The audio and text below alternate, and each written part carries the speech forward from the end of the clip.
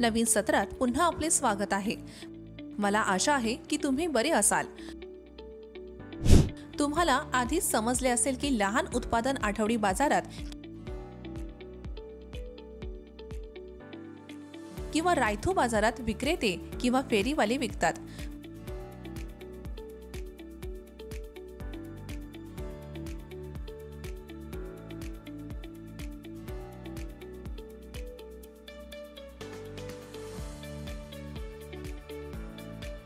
परंतु मोठ्या प्रमाणात कृषी उत्पादन लहान बाजारात विकता येत नाही। तर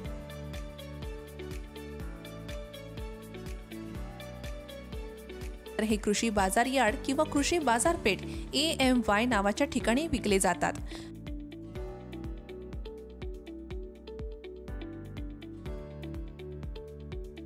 इयत्ता 6वीच्या सामाजिक अभ्यासातील कृषी उत्पादनांचा व्यापार विषयांवरून आपण अधिक समजून घेऊया।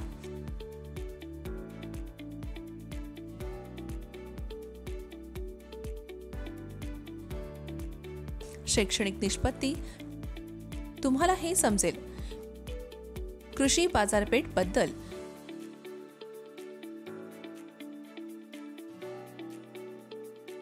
किमान आधारभूत किंमत MSP, दलालांमार्फत विक्री,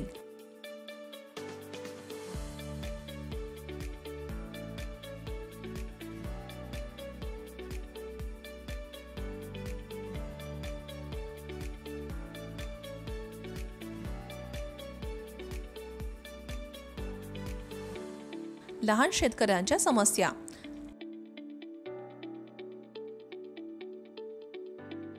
अतिमहत्त्वाचे शब्द।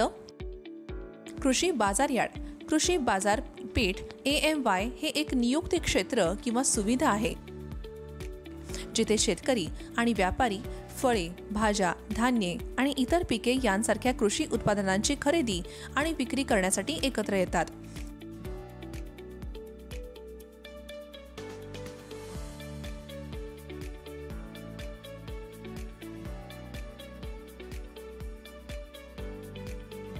लिलाव एक सार्वजनिक विक्री प्रक्रिया ज्यामध्ये वस्तू किंवा मालमत्ता सर्वाधिक बोली लावणाऱ्याला विकली जाते।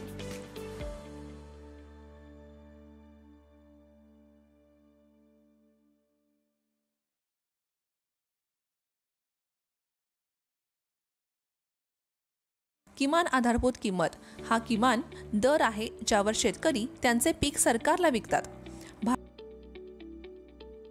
भारतीय अन्न महामंडळ FCI ही भारत सरकारची एक वैधानिक संस्था आहे।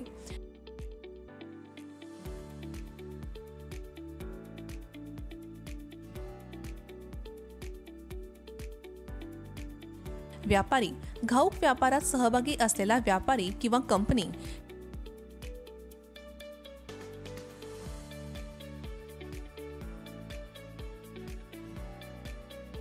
कमिशन एजंट शुल्क आकारून वस्तू आणि सेवा विकणारी व्यक्ती।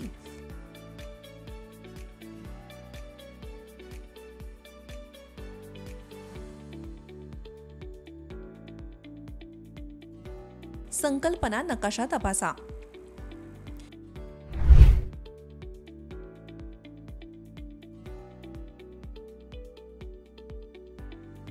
कृषी बाजार यार्ड रायथू बाजाराप्रमाणे कृषी बाजार यार्ड पेठ AMY ही सरकारद्वारे चालवली जाणारी बाजारपेठ आहे जिथे शेतकरी त्यांचे उत्पादन विकू शकतात आणि त्यांना लगेच पैसे मिळू शकतात।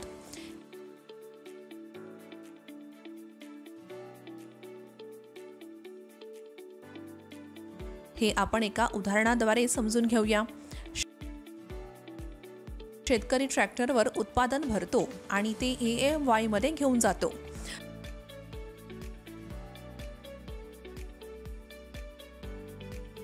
नंतर त्यांची बॅग उतरवतो आणि लिलाव विक्रीसाठी रांगेत सामील होतो।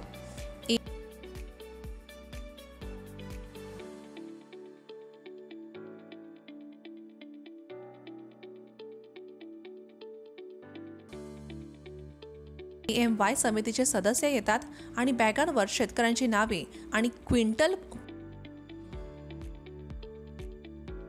मध्ये उत्पादनांमध्ये प्रमाण दर्शवणारी एक चिठ्ठी लावतात।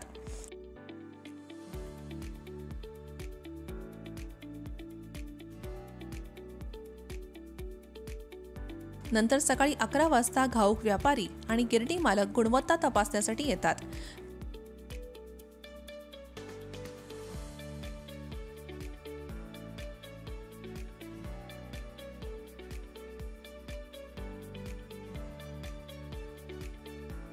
त्यानंतर AMY समितीचे सदस्य लिलाव सुरू करतात.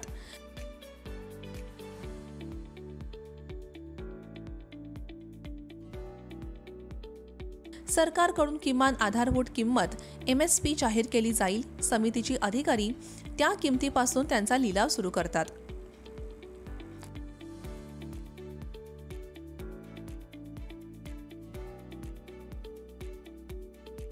चला किमान आधारभूत किंमत म्हणजे काय ते समजून घेऊया.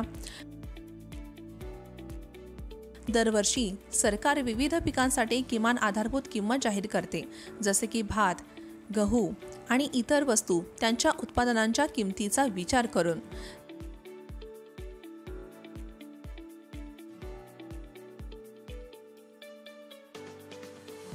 जर कोणताही व्यापारी सर्वाधिक किमतीला खरेदी करण्यास तयार नसेल तर भारतीय अन्न महामंडळ FCI सारख्या सरकारी संस्था शेतकऱ्यांकडून किमान आधारभूत किमतीला उत्पादन खरेदी करतात.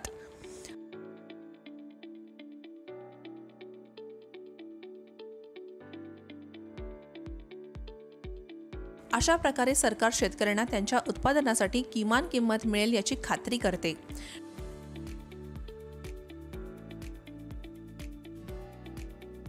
शेतकऱ्यांना त्यांची उत्पादनं जास्त किमतीला विकण्याची मुभा आहे.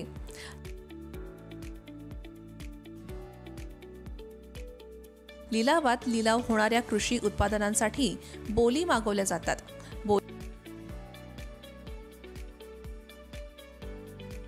बोली म्हणजे खरेदीवर ज्या किमतीवर उत्पादन खरेदी करू इच्छितो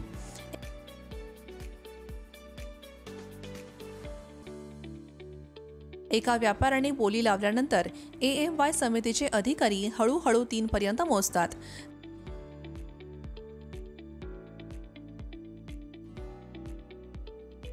जर दुसरा व्यापारी 3 मोजण्यापूर्वी जास्त बोली लावतो तर लिलाव पुढे जातो आणि एकदा 3 पर्यंत मोजणी पूर्ण झाली की जास्त बोली लावण्याची परवानगी दिली जाणार नाही.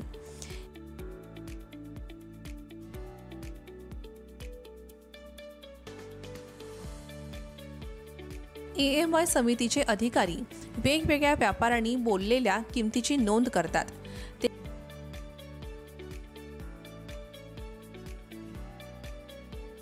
ते कार्यालयात परततात आणि व्यापाराची नावे आणि स्लिप क्रमांक लिहून ठेवतात.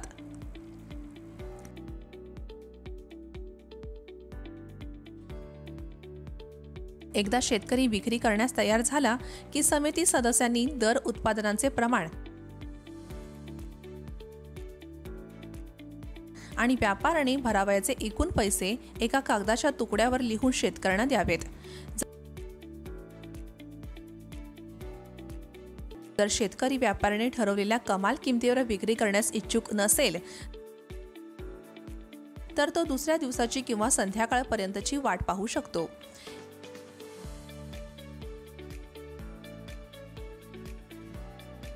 AMY कडून उत्पादन खरेदी करण्यासाठी प्रत्येक व्यापाऱ्याला परवाना शुल्क भरावे लागते.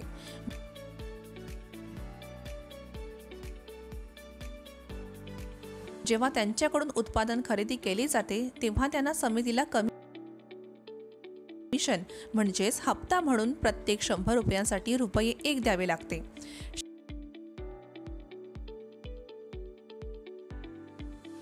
शेतकऱ्यांना काहीही देण्याची आवश्यकता नसली तरी प्रत्यक्षात ते उतराई, साफसफाई आणि देखभाल शुल्कासाठी प्रत्येक 100 रुपयाच्या व्यापारासाठी ₹3.50 देतात.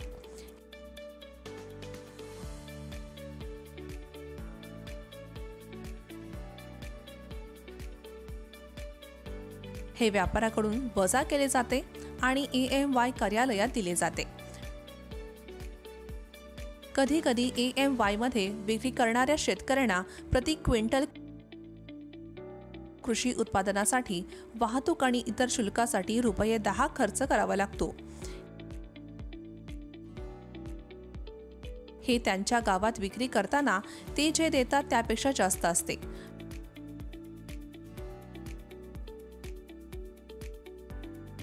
नंतर मिल मध्यस्थ कागदाचा तुकडा तपासतो आणि EMI शुल्क वजा करून पैसे देतो.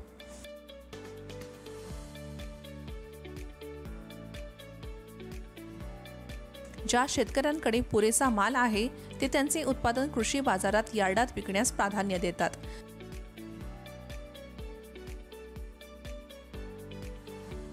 सामान्यतः गावाप्रमाणे पेमेंटमध्ये मोबदला देण्यास विलंब होत नाही किंवा जागेवरच पेमेंट मोबदला करण्यासाठी शुल्कात कपात केली जात नाही. विक्री खुल्या लिलावाने केली जात असल्याने शेतकऱ्यांना शक्य तितकी सर्वोत्तम किंमत मिळण्याची शक्यता असते.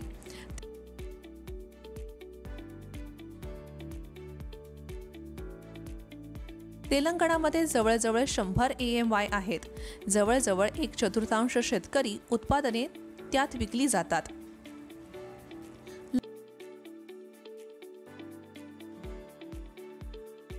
लहान शेतकऱ्यांच्या समस्या. अनेक लहान शेतकरी, गिरणी मालक, श्रीमंत जमीनदार आणि इतर सावकारांकडून या अटीवर पैसे उधार घेतात की त्यांना गिरणी मालकाने ठरवलेल्या किमतीत उत्पादन विकावे लागेल.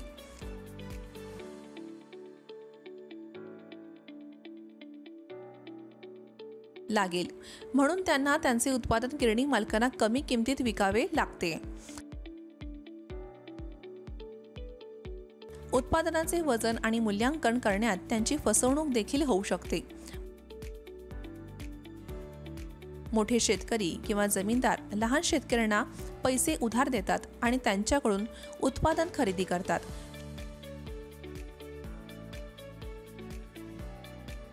शेतकरी त्यांचे पीक आणि इतर शेतकऱ्यांकडून घेतलेली सर्व काही EMI मध्ये विकतात.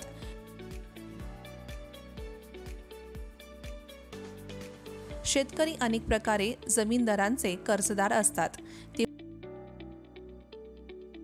पैसे, बियाणे, ट्रॅक्टर आणि पाणी देखील उधार घेतात. म्हणून ते जमीनदारांना उत्पादन विकण्यास आणि ते जे काही देतील ते स्वीकारण्यास बांधील असतात.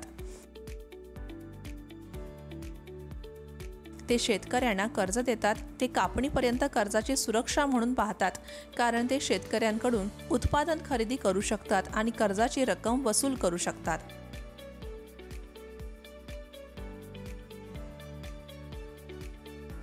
अशा प्रकारे शेतकरी त्यांचे उत्पादन सर्वात जास्त किमतीला विकू शकत नाही. व्यापारी केवळ कमी किमतीत देत नाहीत, तर यापैकी अनेक शेतकऱ्यांना विलंबाने पैसे मिळतात. त्यामुळे लहान शेतकऱ्यांवर याचा जास्त भार पडतो.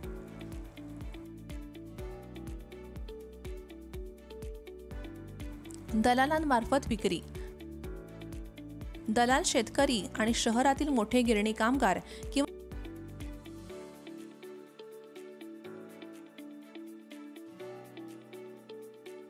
घाऊक व्यापाऱ्यांमध्ये मध्यस्थी करतात.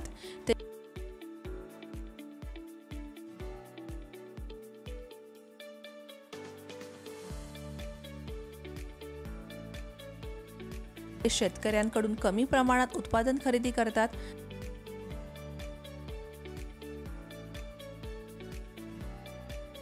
त्यांच्याकडे व्यवसाय करण्यासाठी कायमस्वरूपी दुकाने किंवा गोदामे नाहीत. ते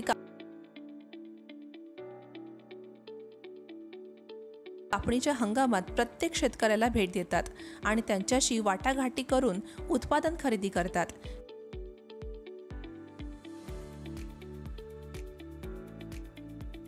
ते पुरेसा माल गोळा करतात आणि घाऊक व्यापारी मालकांना कळवतात, जे नंतर वाहतुकीसाठी पैसे आणि वाहने पाठवतात.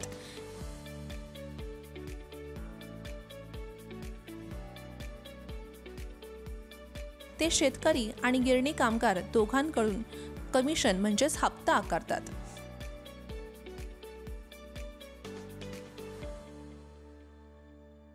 त्यांच्यापैकी काही सावकार म्हणूनही काम करतात, म्हणून ते शेतकऱ्यांना पैसे देताना व्याजासह कर्जाची रक्कम कापतात.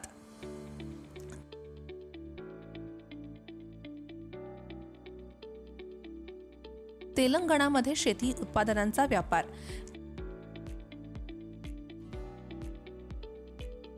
तेलंगणामध्ये लागवड केलेले उत्पादन बहुतेक बाजारात विकले जाते आणि शेतकरी त्यांच्या वापरासाठी फक्त एक छोटासा वाटा ठेवतात. लहान शेतकऱ्यांनी उत्पादित केलेल्या उत्पादनाचा बराचसाच भाग त्यांच्या वापरासाठी वापरला जातो. मोठे शेतकरी त्यांच्या बहुतेक उत्पादनांची बाजारपेठेत विक्री करतात.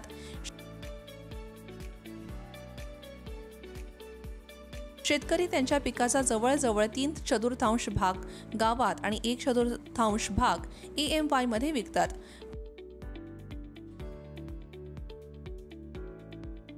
मोठे शेतकरी त्यांचे पीक EMY मध्ये विकतात.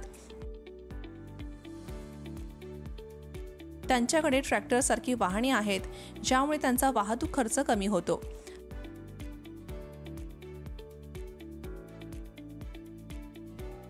गावामध्ये जमीनदार, दलाल आणि लहान भात गिरणी मालक असे अनेक प्रकारचे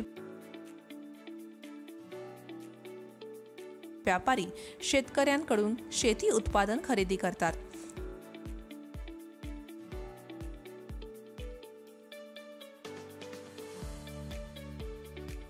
बहुतेक प्रसंगी लहान शेतकरी त्यांच्याकडून पैसे उधार घेत असल्याने फक्त या व्यापाऱ्यांनाच विक्री करतात.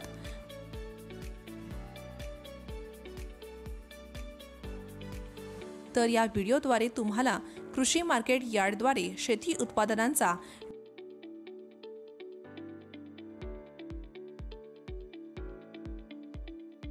व्यापार दलालांमार्फत विक्री आणि लहान शेतकऱ्यांच्या समस्यांबद्दल समजले.